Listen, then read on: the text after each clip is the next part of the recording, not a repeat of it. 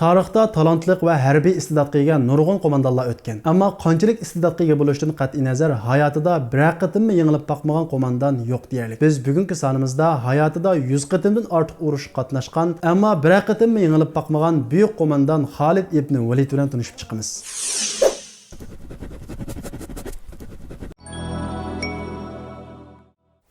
Xolid ibn Valid Makkaning oqsoqollarining biri bo'lgan Valid ibn Mughiraning o'g'li. Uning qabilasi, ya'ni Bani Mahzumlar Makkaning harbiy ishlariga mas'ul bo'lib, Xolid ibn Valid kichik vaqtidan boshlabla sahro cho'llarga chiqib, ot minish, o'qiya etishga o'xshash harbiy mahoratlarni pishiq o'rganadi. U islomni qabul qilishdan ilgari musulmonlarni intayin yomon ko'rdi va Uhud urushida mushriklarga qo'mondon bo'lib, musulmonlarni ig'ir talofatga uchratdi. Hijriya 8-yilning boshlarida, ya'ni Makka fath bo'lishidan 6 oy ilgari qarindishi Validning da'vat qilishi bilan islomni qabul qiladi. Payg'ambar alayhissalom uning musulmon bo'lganligini anglab intayin xursand bo'ladi. Xolid musulmon bo'lib 2 oydan keyin Payg'ambar alayhissalomga Busra podshohiga avatgan elchisining o'ldirilganlik xabari keladi. Elchini o'ldirganlik jang e'lon qilganlikka barobar. Payg'ambar alayhissalom bularga qarshi 3000 kishilik qo'shin hozirlab Busraga avatadi. Bu qo'shinga Zayd ibn Harisani, agar u shahid bo'lsa Ja'farni, agar u shahid bo'lsa Abdullah ibn Ravahani qo'mondon bo'lsin deb yaramliq 3 sahobini qo'mondon qiladi. Xolid bu urushga bir kishilik askar sifatida qatnashadi. Musulmonlar qo'shini Mu'ta degan shahar kelib, dushmanlarning sonining 100 ming Rum, 100 ming arab xristianlardan tashkillangan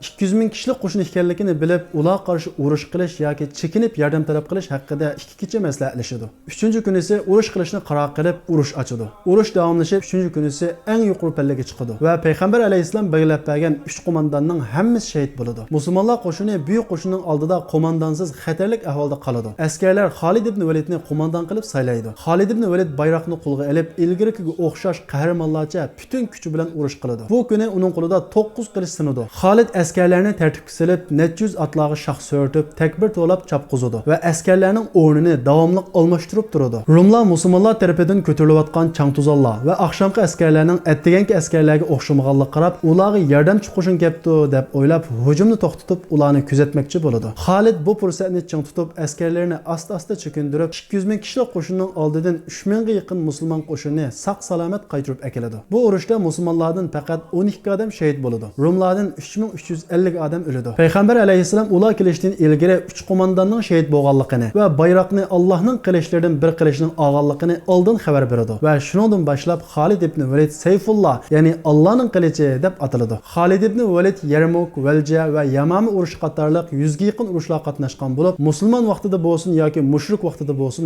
bir qatimmi yengilib boqmagan. O'z qo'li bilan 5000 mushrikni o'ldirgan. Islom dinining arab rayollarining sirtiga tarqalishida nihoyat muhim rol o'ynagan buyuk qo'mondon. Xolid ibn Validning hayoti bir umr jihad ichida o'tadi. Ammo Alloh uningga jihad ichida shahid bo'lishni nasib qilmaydi. U sakratida turib, "Men hozir ko'p ustida jon talashyapman. Badanimda qilich kesmagan, neyza sanjilmagan, o'qiya kirmagan bir miya yo'q. Amdilikda bo'lsa tuyg'uga o'xshash jon uzyapman. Kashki Alloh yo'lida shahid bo'lgan bo'lsam, qo'rqinchoqlarning ko'zi uyquga bormag'ay" deganicha Hijriyaning 21-yili Ramazon oyining 18-kuni Suriya Hims shahrida vafot bo'ladi.